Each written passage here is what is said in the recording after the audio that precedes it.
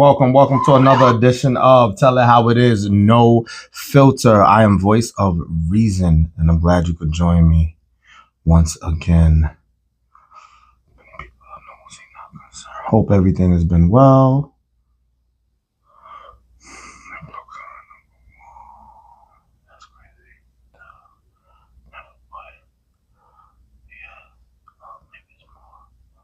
Oh, there we go. So what's going on? Little delay, right? Little delay. You thought I took the week off, but negative. The show must go on weekly. So instead of Monday this week, it's Wednesday. Switch it up a little bit for y'all. We all know what's going on. I don't do the current events like that. Donald Trump ruined Game 3. Attacks outside the city. Like, come on, it's like what my colleague said. It's not going to make the game difference. Like, they still lost. So why y'all wilding out? And this is why the police and security always has to bulk up, because we got to act ignorant. I understand we upset. We didn't like that loss. But maintain. They got the rest of this. So, yeah. Game 4 tonight. They're going to do their thing. You know what I'm saying? And my condolences to the, well, not condolences, but my prayers to the stabbing in, I think that was Penn Station. A few people got stabbed. Just wanted to give that some love and hope that they recover good. You know what I mean? All right, let's get into it. What's more the worry, ladies, when you decide to have sex with a guy that after that he stalks you or he ghosts you? That's going outside the whole just preserving yourself. I get it. And, not just open your legs for anybody. I'm talking about has gotten past the dating, liking, acquiring, courting, all the stages that get you to that point. Do you have in the back of your mind either of these things, the stalking or the ghosting? And for those who are strong and they make good decisions and they would probably say they don't expect any of that, cool. But for the ones, if you feel that way a little bit, what's more the worry? That's too challenging, right? Both are negative. Both doesn't do you a service. The stalking, some women like toxic shit indirectly without admitting it. I'm not pointing no specific people out. Please don't get in your feelings, because it must mean you. Tell the truth. Some people like toxic. Some people like chaos. So the stalking may be more accepted, more embraced than the ghosting. Getting ghosted is like a strong form of rejection, especially after something intimate like sex. So this was never a challenge. It's pretty much nothing serves you a purpose either. But again, with some women liking the stalking, liking a little toxic, liking a little chaos, they would probably vote on the ghosting. Fellas, let's play, since, it seemed like I targeted just the ladies. Fellas, how you feel, when you lay down law, the stalking or the ghosting? That's different for us, right? The stalking is amusing to an extent. We don't really want that, though. We never want it. It's just amusing. It's entertaining. I don't know, for a small period of time. The ghosting, that might be even across the board. Women and men will not like that, especially if they like the person, especially if they felt like they gave a stellar performance. That one and done, that's like straight up.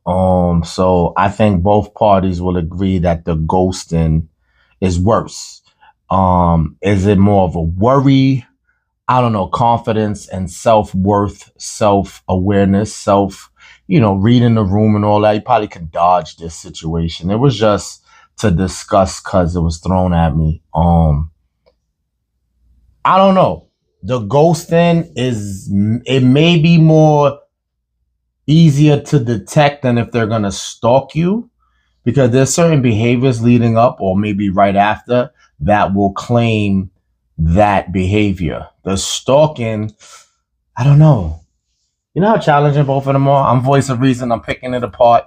I'm going back and forth because I feel like they both could take the turn and that could be a worry. They both could be ugly. They both could be bad. You know what I mean? Like there's no lesser evil really, except for again the ones who like toxic. And I say some men might like that stalking shit. I don't know, man.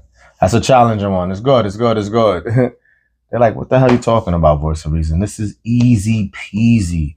You don't want no one stalking you. You don't want nobody ghosting you.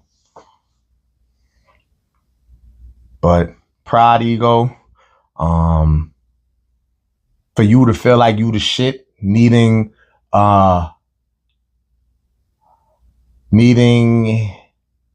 verification, needing validation, needing a ego booster, needing a confidence booster, the stalking can feed that.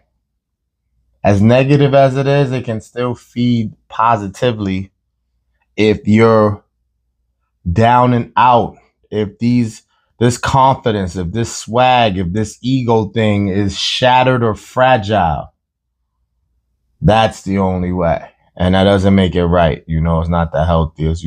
Some people, grilled chicken or fried chicken. You like, yo, chicken is chicken. No, the frying part of it doesn't do you the service that a grilled chicken does because it's been stripped of that flour. And now you're straight to the chicken part. You know what I'm saying? So you might think, okay, it's chicken, but the fried part makes it bad. So even if somebody's stalking you, boosts your confidence a little bit, make you feel like you back, it's still not healthy for you. That's not a healthy mental situation to be in. So I calmed down finally since the start of this topic. So that's it. Let's go on. If your ex died, would you go to their funeral? That's random as hell. Is that your most recent ex? Which ex are we talking? I'm not gonna sit here and keep track of every person you was with, right? For ladies, I feel this is more of a task that they may want to take on. So if they have that, you ever met the women that's like, oh, I'm cool with all my exes. They all, we're amicable. So if they have some type of contact for these exes and they heard something happen, they may go or pick to choose to go or whatever to support that. They still cool with them. But is this a thing? Like, do we even waste energy on this? Fellas, I got us not going to no exes' funerals. Maybe the most recent one. Maybe if we was married. Maybe if we had a kid. You got to place certain things into perspective for us to even entertain that. I got women doing this more, though. Sorry. If you disagree, ladies, leave comments. But I got y'all doing this way more than fellas are. I guess if there's the same accessibility, it could go even where if you get the news, you might feel in that moment like, damn, you're sentimental as you should and feeling bad about it at the same time. And, being human about it, hearing somebody, yeah, we're putting the title X on, but, somebody you've dealt with or has been in your life or has had, they're in your chapter, your book. The initial feel could be like, damn, yeah, if I could go, some people, if their schedule permits it, as if it's convenient, the day it is, you're off. If there's ways where it sets up for you to go, you may go. I don't know how I feel about this. Or if you're in a current relationship, I think this brings problems in Houston. potential problems.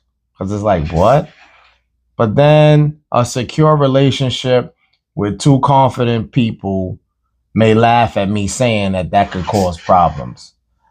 Again, especially if you're not breaking your neck. It's not like your ex died in uh, Arkansas and you got to take a flight and take off. Like, I don't know.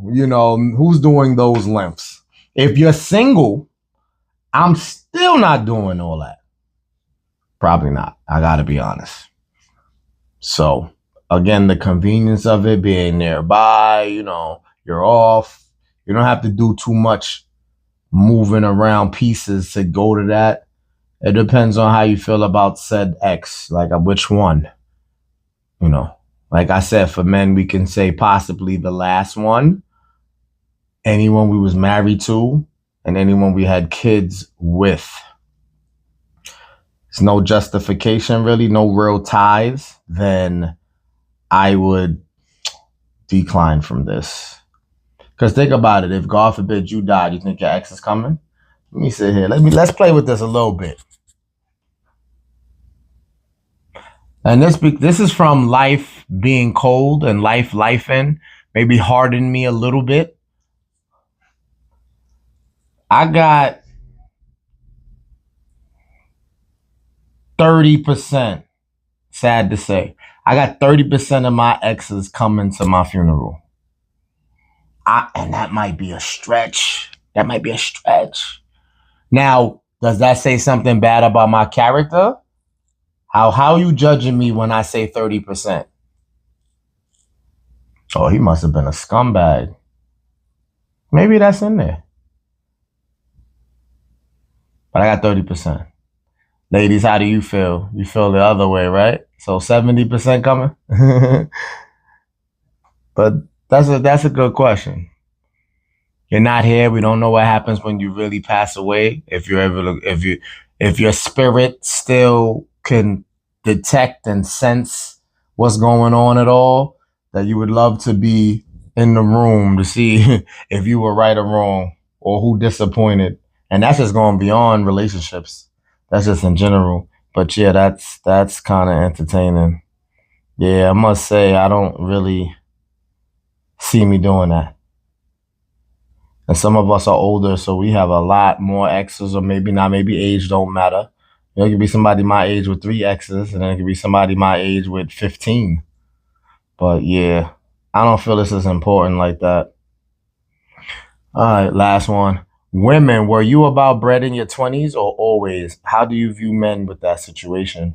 So it's cool if women, when they were younger, to me, my opinion, if they were more about bread, because they just coming off of being raised by whoever, telling them what? Get a man to take care of you.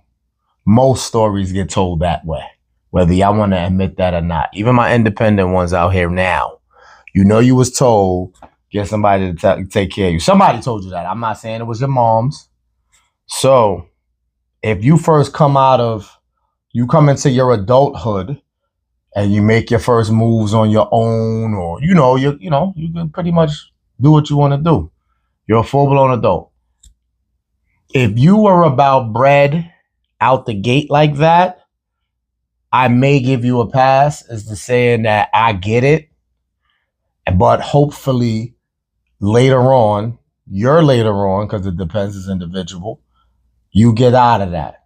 Now, I don't mean to play save the fucking world. So I'm not expecting you to get a guy with no ambition, no job, no nothing to do to provide whatsoever. I don't want y'all taking care of men, or I'm not even trying to deliver that type of message, but don't make it so financial that it's a turnoff and it's like it pushes guys away. You can't be that vocally and physical energy screaming that. In your 20s out the gate, you tell me how successful you are with that. It may. Because, they say women are in their prime in their 20s. So that's the time to aim high. But yeah, along the lines, you get a little older. You know, it takes for some women to go through shit too. Trials and tribulations is a motherfucker. So if they had to get it out the mud, that can turn them two ways because now there's emotions involved. They could go, well, I got my own. I don't need a guy for that. I want a guy to just love me and treat me right. Praise to those. Then you're going to have the other ones that because they had to get it out the mud, they expect the guy to still be heavy in the finance department because now I feel like women that are established feel like they don't want to share their shit.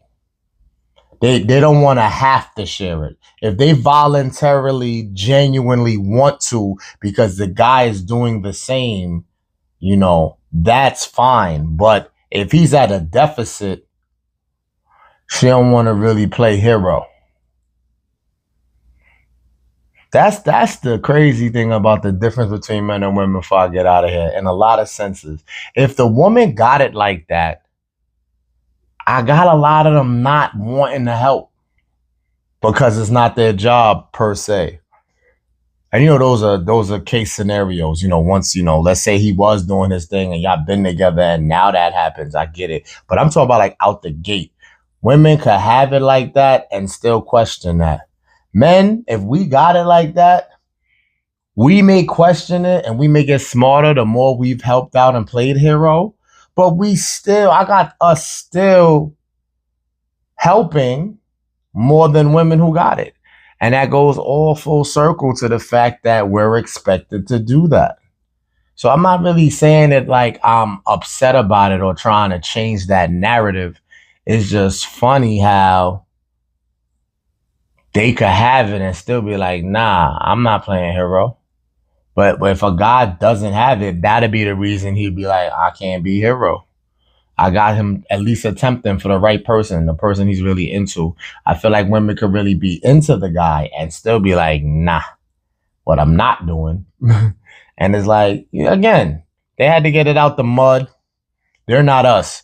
We frustrate a little bit because I was saying, I think earlier that, you know, women wanted freer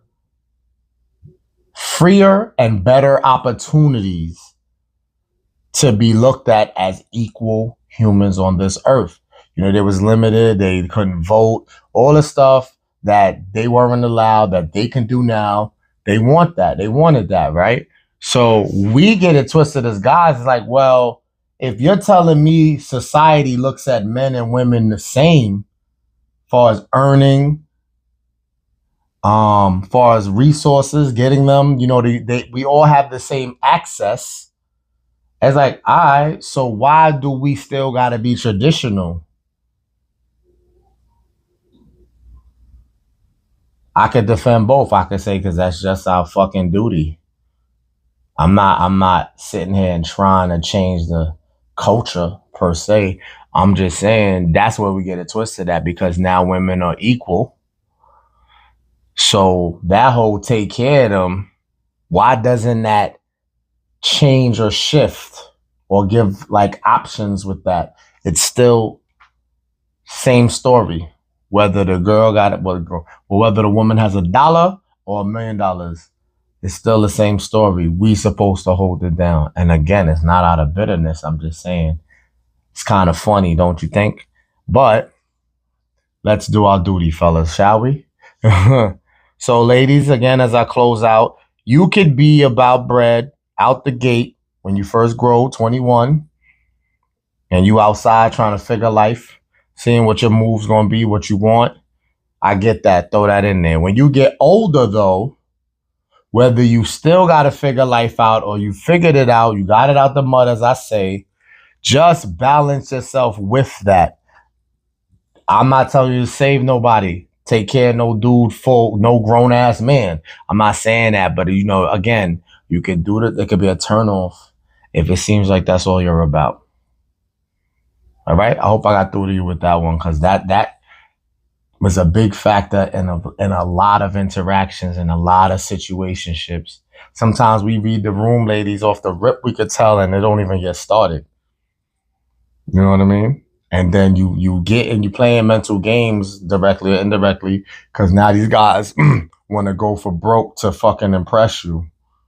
And in reality, if money is the motivation too strongly, it's gonna always be the next person with more money potentially.